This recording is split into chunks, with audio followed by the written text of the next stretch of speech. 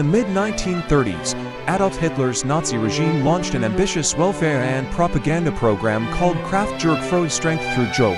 The goal was to build a state-controlled leisure industry offering affordable vacations, concerts, and cruises to white-collar and blue-collar German workers, demonstrating the benefits of National Socialism. To lead this fleet, the regime ordered a purpose-built flagship from the Blue Man Voss shipyard in Hamburg. Originally, the ship was to be named the Adolf Hitler. However, on February 4, 1936, Wilhelm Gustloff, the head of the Nazi Party's Swiss branch, was assassinated in Davos by a Jewish medical student named David Frankfurter. Hitler immediately declared Gustloff a martyr for the party and ordered that the flagship be named in his honor. On May 5, 1937, in a massive ceremony attended by Hitler and Gustloff's widow, the ship was officially launched. She was a modern masterpiece of maritime design. She was 684 feet long and weighed 25,484 in gross tonnage. Unlike traditional class-conscious liners with separate decks for first, second, and third class, the Gustloff was built classless. Every cabin had similar accommodations, and every passenger enjoyed equal access to her sun decks, theaters, and grand dining halls. On March 24, 1938, the Wilhelm Gustloff set out on her maiden voyage. For the next year and a half, she fulfilled her primary role as a floating showcase of Nazi prosperity. For her third voyage, Wilhelm Gustloff left Hamburg on the 1st of April 1938. 3 days later, a storm developed with winds up to 100 kilometers per hour. Meanwhile, the 1,836 gross-ton British coal freighter Pegaway, which had departed tying on the 2nd of April for Hamburg, was also caught up in the storm. Cargo and machinery were washed from Pegaway's decks, and the ship soon lost maneuverability. By the 4th of April, it was taking on water and slowly sinking. The captain of the Pegaway issued an SOS. The closest of the ships that answered the distress call was Wilhelm Gustloff, which reached Pegaway at 6 a.m. Overall, the Wilhelm Gustloff managed to save all 19 lives on board. The Pegaway would later sink the same day later. On the 8th of April 1938, Wilhelm Gustloff departed Hamburg for England. She was anchored off the coast of England to serve as a floating polling station for German and Austrian citizens living in the UK to vote on the Anschluss. Wilhelm Gustloff remained as flagship of the KDF cruise fleet. Her last civilian cruise would take place in August 26, 1939. She would have ultimately carried over 80,000 workers and guests in a 60-trip lifespan.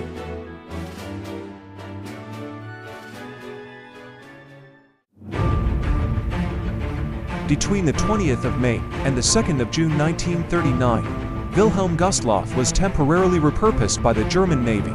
She transported the Condor Legion back to Germany from Spain following the victory of the nationalist forces under General Francisco Franco in the Spanish Civil War. When Germany invaded Poland on September 1, 1939, launching World War II, the Wilhelm Gustloff was immediately requisitioned by the Kriegsmarine into a hospital ship painted white with a green hull stripe and large red crosses. She was converted into a floating hospital. Her rooms of classless are transformed into needs of war as the war in Norway intensifies. Although, as a consequence of the Allied blockade of the German coastline, she was used as a barracks ship, painted with a navy gray. She held in approximately 1,000 U-boat trainees in the port of Gdynia. Wilhelm Gustloff sat and docked there for years, eventually waiting for orders, which would never came until the advance of the Red Army from the east. Wilhelm Gustloff, which had been sitting in port, is sent off in perhaps one of his final voyages of his career, as Operation Hannibal is initiated.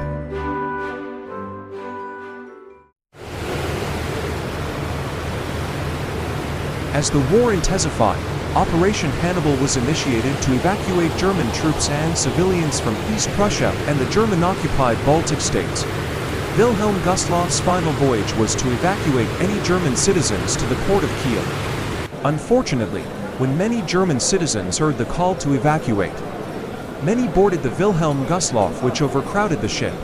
There was a total of 10,582 passengers and crew. This catastrophic of a number would have been one of the defining factors why the ship eventually became the deadliest sinking ever. On The 30th of January 1945, the ship left Gotenhafen at 12:30 p.m., accompanied by 2 torpedo boats and another evacuation transport, Hansa. Hansa and 1 torpedo boat were soon disabled by mechanical problems, leaving Wilhelm Gustloff with just 1 torpedo boat escort. The ship had 4 captains on board: de Wilhelm Gustloff's captain, 2 merchant marine captains, and the captain of the U-boat complement housed on the vessel. This chain in command resulted in heated arguments about how to guard the ship against Soviet submarines. Fortunately, Wilhelm Gustloff's captain, Friedrich Petersen, turned the ship into deep waters. Despite the request of other captains that recommended for a course in shallow waters close to shore and without lights. Since the Wilhelm Gustloff was fitted with anti-aircraft guns, and the Germans did not mark her as a hospital ship, she did not have any protection as a hospital ship under international accords. This ultimately meant that she could be sank any time by any submarine. Soon enough, Wilhelm Gustloff was soon sighted by the Soviet Submarine S-13, under the command of Captain Alexander Marinesko. The submarine sensor on board the escorting torpedo boat had frozen, rendering it inoperable, as had her anti-aircraft guns, leaving the vessels defenseless. Marinesko followed the ship for 2 hours before making a move, surfacing his submarine and steering it around Wilhelm Gustloff's stern to attack it from the port side. At around 9 p.m., Marinesko ordered his crew to launch for torpedoes at Wilhelm Gustloff's port side.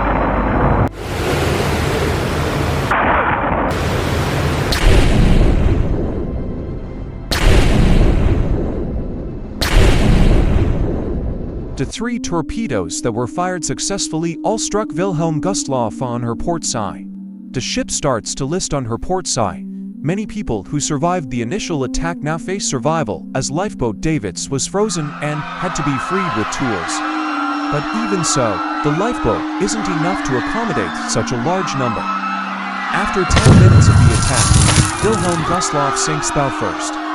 Many passengers either jump overboard into the freezing water, which leads to the overall death, or dies to the initial stampede caused by panicked passengers on the stairs and decks. After some time, only 9 lifeboats manage to be lowered.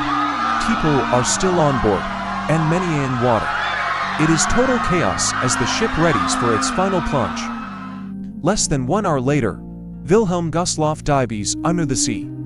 In the water, people die and hypothermia is the main cause.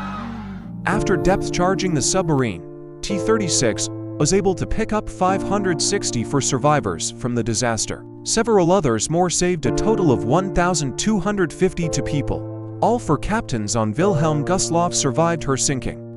Approximately 1,200 out of the 10,500 to 10,600 passengers and crew survived the sinking. And yet, little know her story overshadowed by giants like the Titanic and Lusitania. Despite being the deadliest ship to have ever sank, taking over 9,000 souls with her into the freezing Baltic Sea, her memory was swallowed by the chaos of a collapsing empire. Today, the wreck of the Wilhelm Gustloff rests silently on the floor of the Baltic Sea, officially designated an underwater war grave, a somber testament to the catastrophic human cost of war.